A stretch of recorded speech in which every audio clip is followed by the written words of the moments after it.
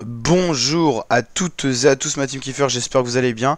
C'est avec plaisir qu'on se retrouve aujourd'hui pour cette nouvelle vidéo pour parler du Giro 2022 qui vient de se terminer avec la victoire de Jay Hindley, l'Australien, qui remporte donc cette édition du Giro d'Italia 2022. C'est donc le maillot rose final. Il remporte donc ce Giro pour la Bora-Hansgrohe qui s'est vraiment cette année et ces dernières années vraiment complété, amélioré au niveau des coureurs grimpeurs complets pour amener notamment un coureur à amener un grand tour. Et c'est le cas pour Jay Hindley qui avait déjà frôlé la victoire sur une édition précédente du Giro. C'était il y a 2 ans je crois, où il avait failli remporter le Giro, mais finalement il s'était écroulé sur le dernier chrono en perdant son maillot rose au profit d'un autre coureur. Et là cette année il a réussi à prendre assez d'avance en montagne pour garder ce maillot rose malgré le contre-la-montre final, qu'il a très bien réussi d'ailleurs pour cette étape 21. Il est à 1 minute 20 du premier, mais à seulement 10 à 15 secondes des favoris. Donc Jay Hindley qui remporte son premier grand tour. Les grands tours, hein, quand on dit ça, c'est on confond Giro, Tour de France et Vuelta, les 3 grands tours de la saison. Le Giro, c'était le premier de la saison en mai-juin. Là, cette année, c'était qu'en mai. Le 1er juillet, on surveillera bien sûr le Tour de France sur la chaîne YouTube jusqu'au 24 juillet, ça doit être. Et la Vuelta, ça sera en août-septembre prochain. On précisera notamment les dates sur la chaîne YouTube, donc n'hésitez pas à nous rejoindre pour suivre tout ça.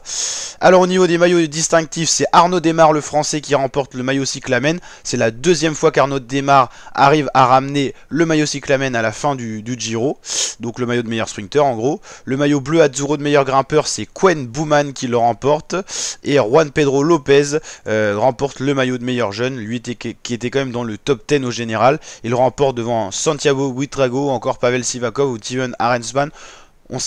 Faut avouer quand même qu'il n'y a pas eu de grosse bataille pour ce maillot blanc. Après, l'abandon de Joao Almeida a permis à Juan Pedro Lopez de remporter tout simplement ce classement.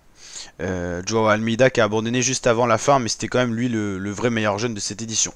Koen Bouman remporte largement le maillot de meilleur grimpeur, hein, 294 points. Le deuxième, Giulio Ciccone, était à 163, et le troisième, encore plus loin, Alexandro Covi à 102 points. Ça montre la différence, hein. Donc là il n'y a pas eu photo. Et on va aller voir le maillot de meilleur sprinter, mais il n'y a pas eu photo non plus pour Arnaud Démare qui remporte 3 étapes sur cette édition du Giro 2022, 250 points devant Fernando Gaviria 136, Marc Cavendish 132. Après, il faut avouer que les abandons et tout creusent aussi des écarts dans les classements, hein. Par exemple au niveau du maillot blanc avec Joao Almeida, les sprinters qui ont abandonné en montagne et ainsi de suite. Et pareil au niveau du maillot rose, on n'a plus non plus Joao Almeida, on n'a plus Romain Bardet qui a abandonné, enfin voilà quoi. Ça fait aussi du tri. Et donc pour ce top 10 général, le podium de cette édition, Jay Hindley l'Australien premier, on l'a vu, Carapace deuxième, qui a déjà fini, je crois que c'était 3ème du Tour de France l'an dernier, qui a déjà gagné une édition du Giro, un seul grand tour à son palmarès, mais une belle 2ème place. Miguel Landa 3ème, lui est toujours à la recherche d'une victoire sur un grand tour, mais les podiums de grand tour il connaît, hein, Miguel Landa. Nibali 4ème, c'est un peu le retour, la renaissance de Nibali chez Astana. Ça va faire du bien à l'équipe Astana Kazakhstan qui souffre beaucoup en ce moment pour prendre notamment des points au niveau des classements équipes au World Tour. Vous savez que les points sont importants pour participer et faire partie des équipes du World Tour pour les grandes courses. Donc très important pour Astana qui n'a plus beaucoup de victoires d'étape, ni de victoires sur 2 grands tours, ni de beau classement général. Donc Nibali, malgré son âge et sa dernière année en professionnel, donne peut-être une petite bouffée d'air à Astana, mais provisoire, faudra confirmer derrière. Bilbao 5ème, Jan Hirt 6ème, Burman 7ème, Pozzovivo 8ème, 9ème Ucarty et 10ème Juan Pedro Lopez, donc le meilleur jeune, mais à 18 minutes 40, c'est là que les écarts sont creusés. Le premier français c'est Guillaume Martin, 14ème, mais à 28 minutes. Ça montre quand même la différence de niveau qu'il y avait quand même sur ce Giro, avec 3 coureurs qui se sont joués la victoire finale, et les autres qui se sont joués le top 10, mais après c'est vrai qu'il y a eu quand même beaucoup d'abandon sur cette édition, ce qui peut aussi creuser, comme on l'a vu, des trous dans les classements.